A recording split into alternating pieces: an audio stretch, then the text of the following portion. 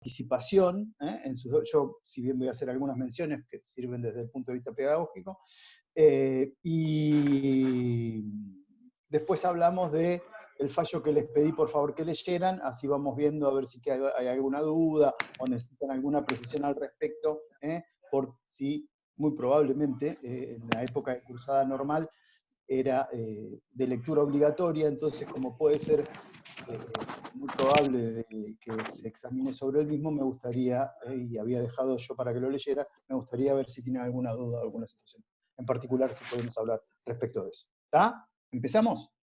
Bien, vamos.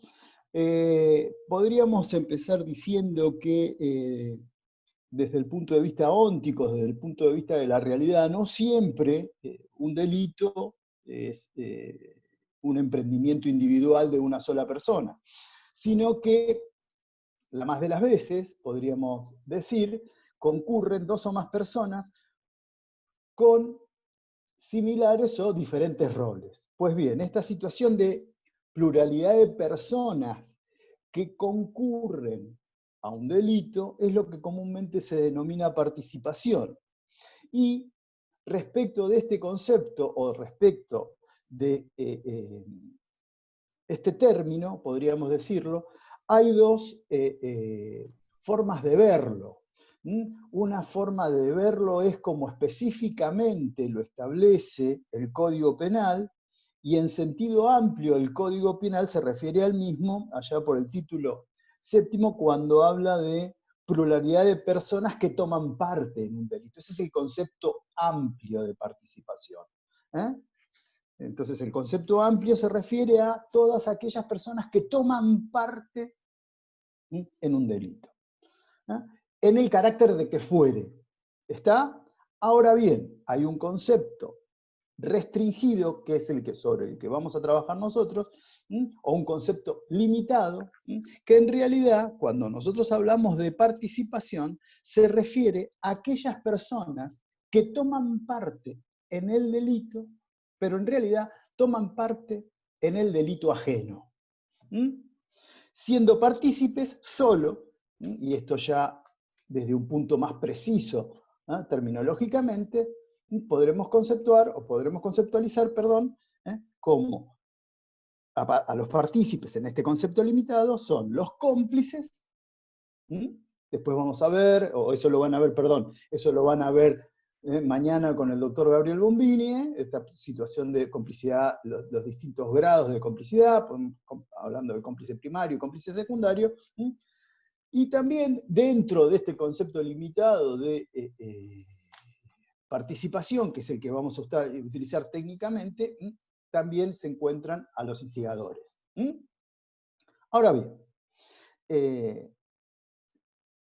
todos estos términos que estamos utilizando, desde ya, que son términos que tienen precisión o acotamiento jurídico. ¿Esto qué quiere decir? Este tiene un concepto jurídico. Dicho de otra manera, lo que hace el derecho penal respecto de estas situaciones es precisarlos, delimitarlos.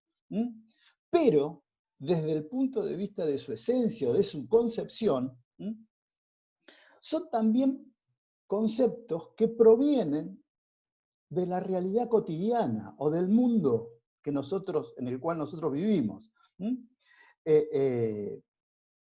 Dicho más precisamente, como bien lo define Zaffaroni, como bien lo van a ver ustedes en el manual o el tratado con el que están trabajando, él establece con rigurosidad que estas concepciones tienen una base, y esa base es óntica, quiere decir que se basa en la realidad. Son conceptos que son jurídicamente acotados, precisados, pero no son inventados por el derecho penal. Lo único que hace el derecho penal es precisarlos. A ver, todos nosotros, si se quiere, tenemos alguna concepción de cuando yo le hablo a ustedes. Tomemos, por ejemplo, la realización de un libro. Y ustedes saben quién es el autor del libro, quién lo escribe. Ahora, quien le da la idea para que una persona escribe un libro, ese no es el autor del libro. ¿Quién vendría siendo? Gracias, Ariel. Sabía que eras El vos el primero que iba. instigador. En un delito, el instigador. No, pero está bien. El que lo escribió es el autor, no el que le dio la El idea. que lo escribe, perfecto, Josefina, el que lo escribe es el autor, el que en realidad le crea la idea o la conciencia de, eso ya lo van a ver, sería el instigador. Aquellos que, por ejemplo, lo pasan en blanco o trabajan en la edición del libro, serán partícipes. Si son de una calidad esencial, sin el cual el mismo no podría haber sido realizado, estamos hablando del libro en particular, podríamos hablar en este caso de una participación primaria, y por ejemplo, aquel que se dedica a venderlo o se dedica a publicitar el mismo, podríamos establecer algún grado de participación que sería accesoria o secundaria, o fungible, como ustedes quieran verlo. Entonces hablaríamos de una participación secundaria. Con esto, ¿qué es lo que quiero señalar? Con esto lo que quiero señalar es que, si bien los conceptos que vemos tienen una implicancia normativa, no son creados por las normas, sino que nos vienen de la sociedad, de lo óntico. Ahora bien, y respeta, si se quiere, el Código Penal respeta esta base óntica, porque ustedes van a poder ver que, por ejemplo, en el artículo 47 se refiere a la complicidad, y cuando el artículo 47 nos habla de complicidad, se refiere a que cómplice va a ser aquella persona que coopera con el autor, o sea, ya hace este tipo de diferenciación. Que nos quede claro entonces que el partícipe va a ser aquel que coopera con un delito ajeno. Si bien, y con respecto, otro de los conceptos que tomaban de base óntica, hablábamos de la instigación, no está definida, como todos pueden ver en el Código Penal, sí en la parte general del Código Penal, sí lo está específicamente definida o establecida, por ejemplo, en el artículo 209 de nuestro Código Penal, cuando nos habla de la instigación a cometer delitos, crea un tipo penal especial, ya nos circunscribe o nos da los datos necesarios para poder distinguir cuál es el rol que tiene que desempeñar el instigador. También lo hace por allá, por el artículo 83, cuando habla de aquella persona que instigare a otra a cometer el suicidio. Bien, el Código Penal, teniendo esta base óntica y respetando la misma, también hace una diferenciación en cuanto a cuál es el grado de reproche que le va a caber a una persona según este grado de complicidad de forma genérica. El Código Penal, en consecuencia, podríamos decir que establece una diferenciación en cuanto a la fijación de la pena. Y esta distinción se establece teniendo en cuenta que si la complicidad es una complicidad simple, o la denominada complicidad secundaria, a la cual se establece una pena disminuida, de, por ejemplo, el cómplice primario, que ya lo van a ver mañana, podríamos hacer una aproximación o una definición de cómplice primario, es aquella persona que le presta una cooperación imprescindible al autor del hecho. Generalmente se referencia a una colaboración sin la cual el hecho no podría haberse cometido. Ese es el cómplice primario. ¿Y cuál es el grado de reproche que el Código Penal le establece al partícipe primario o al cómplice primario? La misma pena que el autor. Pero que quede claro, el cómplice primario no es autor, porque el cómplice participa en un hecho ajeno. Lo que pasa es que se le establece un reproche igual que al autor, toda vez que la cooperación que él ha prestado es imprescindible, sin la cual el hecho no habría podido ser cometido. ¿Está?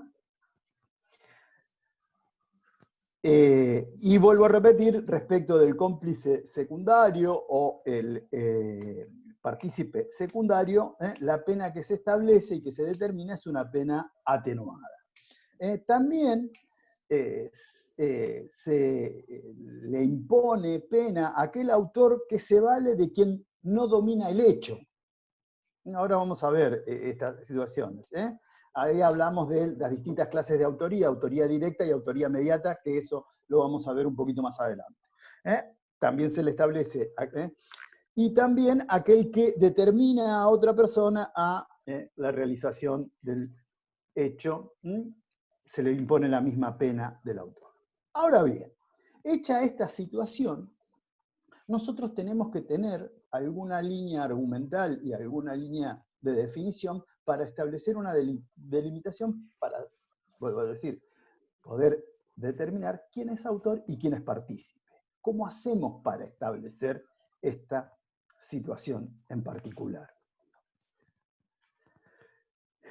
Vuelvo, pareciera ser, los miro a ustedes, al menos a aquellos que gentilmente han prendido la cámara, y a Ariel ya le conozco la cara, y a Connie también, diciéndome, vienen las teorías. Sí, sí, desgraciadamente, y me tocaron a mí. ¿Se acuerdan cuando hablamos de bueno, Juliana también, gracias por prender la cámara, Juli.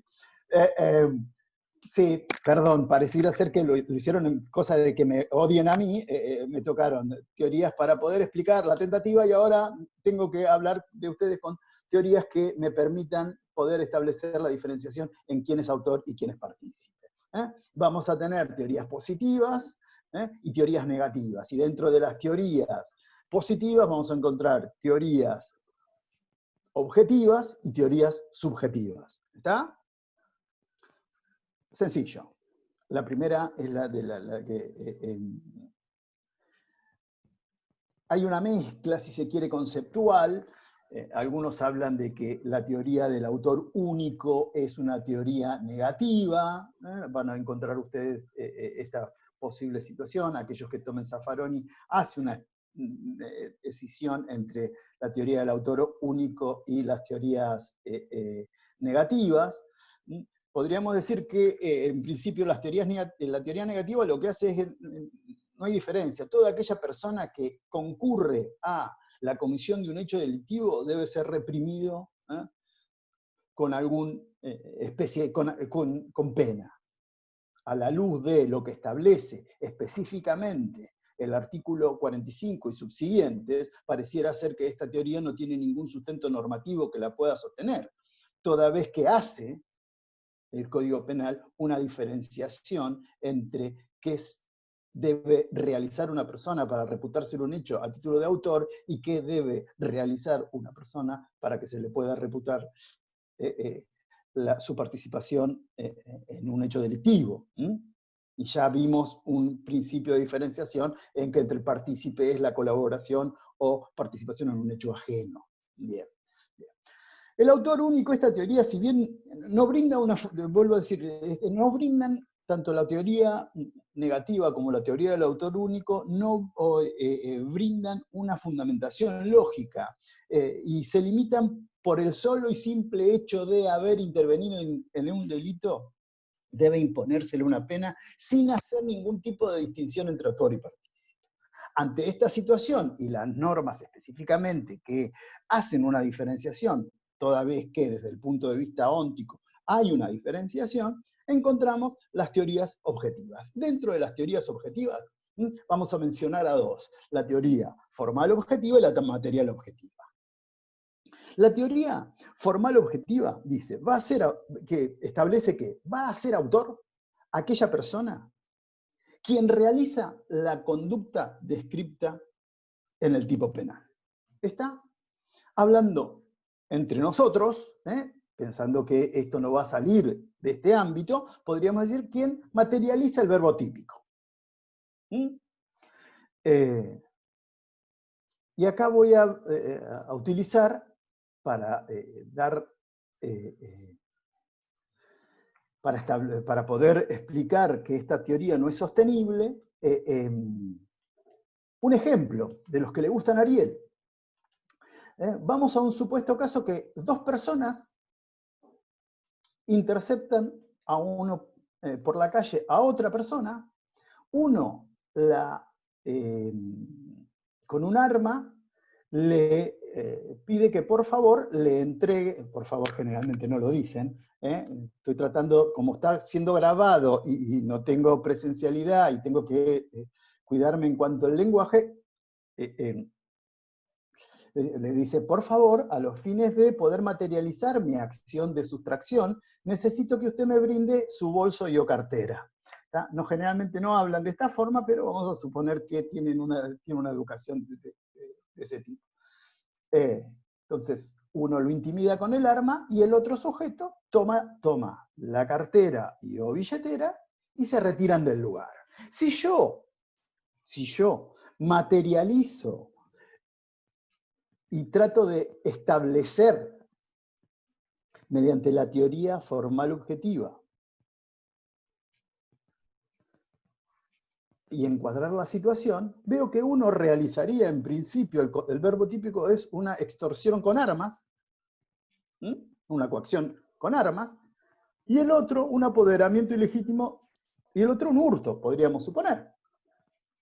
Pues bien, no señores, ambos, después se da una situación de coautoría, después eso lo vamos a ver un poquito más adelante. Ahora, señores, a la luz del tipo penal del artículo 166, inciso segundo, ambos son coautores, ¿está?, de el delito de robo agravado por uso de armas. No es que, si uno se atiene a la voz, dice, que el verbo típico que ha materializado su conducta, y no, mire, discúlpeme, tenemos que encuadrar la situación desde un punto más genérico. Tengo que tener una definición que me permita solucionar de forma adecuada los eventos que se suceden en la realidad. Por eso podríamos decir que la teoría formal objetiva no tiene, desde el punto de vista óntico, una explicación razonada para delimitar quién es autor de quién es partícipe.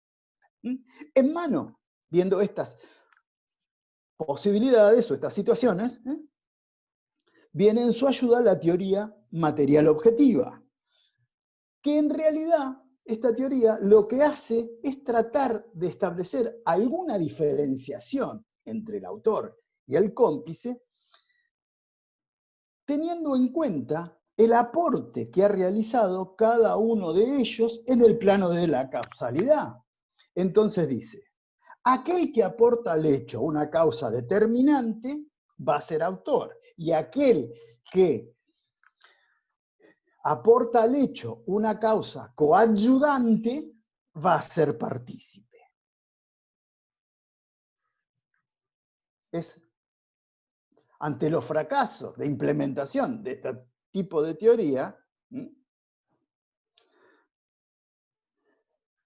viene en ayuda una teoría que ya deja de hacer basamento en lo objetivo y pasa a ser su piedra basal la subjetividad, la personalidad, la intencionalidad del sujeto.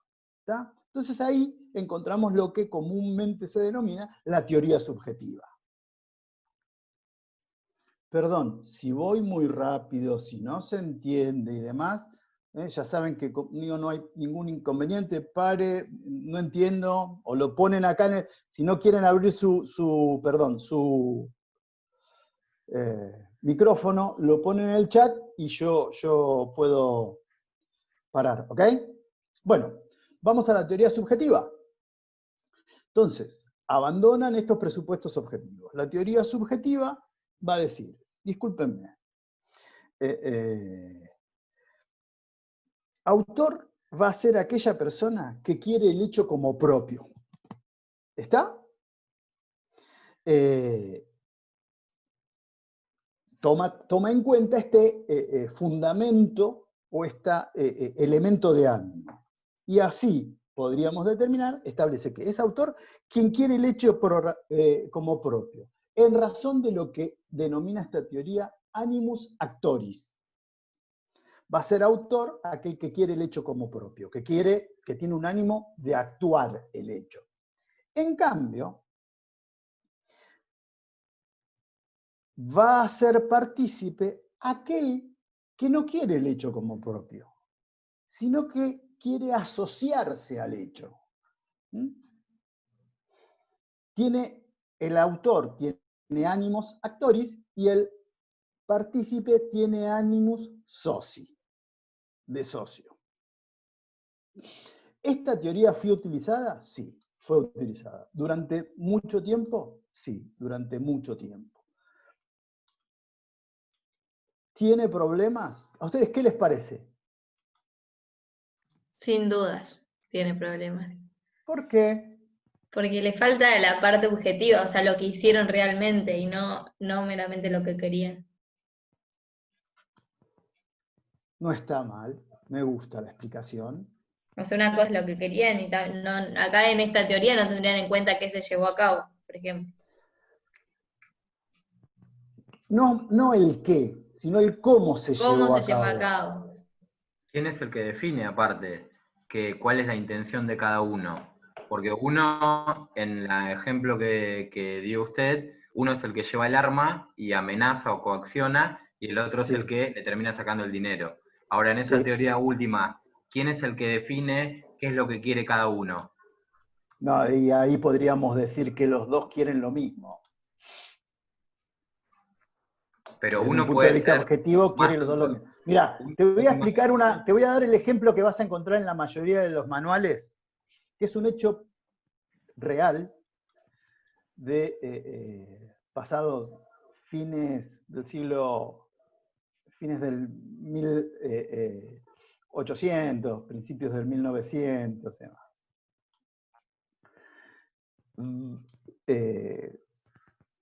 Una mujer queda embarazada debido a una relación con una persona con la cual no se encontraba casada. Ubiquémonos, lo citan generalmente en la manualística alemana, calculo que debe haber sido un hecho cometido en Alemania. Ubiquémonos las fechas, fines de 1800, principios de 1900, ¿tá? Entonces, para ocultar su deshonra, le pide a su hermana que mate al bebé ahogándolo. ¿Está? La hermana toma al bebé y lo ahoga.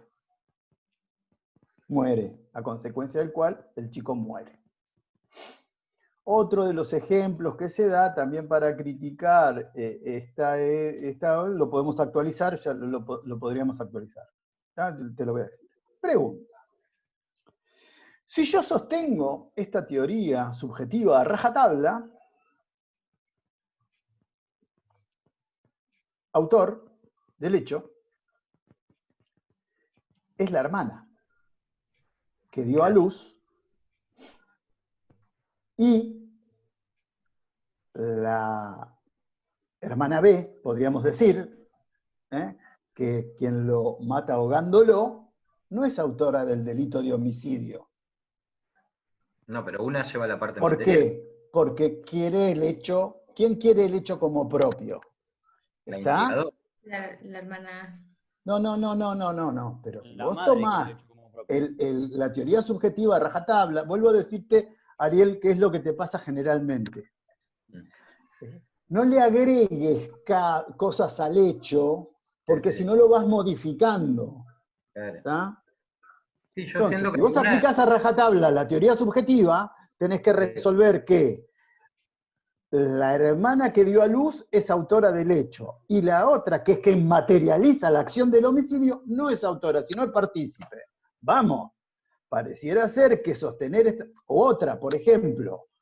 Claro, pero ¿qué es lo que La vamos a otra que se buscar? da también en la manualística es aquella persona que contrata a un tercero para que mate a otro. ¿Está? Entonces él, que pide la muerte de, no es autor del hecho. Porque el que lo mata es, para la teoría subjetiva, el que realmente el sicario no es autor, es partícipe. No, mire, discúlpeme, desde el punto de vista, por eso hice hincapié en la base óntica que tiene toda esta situación en particular. No puede despojarse de la realidad. Esto Claro, no ese puede es el ser ejemplo algo de laboratorio, si bien los laboratorios ahora están de moda, pero bueno, esa es otra situación en particular. Estas situaciones tienen que respetar esta base óntica. Viendo toda esta problemática de la teoría subjetiva, el finalismo ensaya, podríamos decirlo de una manera, una definición tomando como base un concepto que viene dado del derecho privado.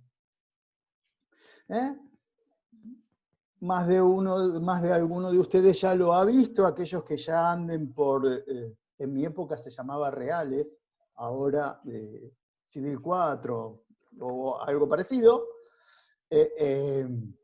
Connie me hace con la mano así, debe estar viéndola. Sonia, perdón, acabo de ver. Bueno, a ver, lo que estás diciendo en el chat es lo que hace que esta teoría no pueda ser sustentada, ¿está? Porque no respeta la lógica de los hechos, de lo óntico, lo que sucede en la realidad. Bueno, el finalismo lo que hace en definitiva es, tomando un concepto del derecho privado, en realidad, ¿qué concepto toma del derecho privado? El dominio del hecho.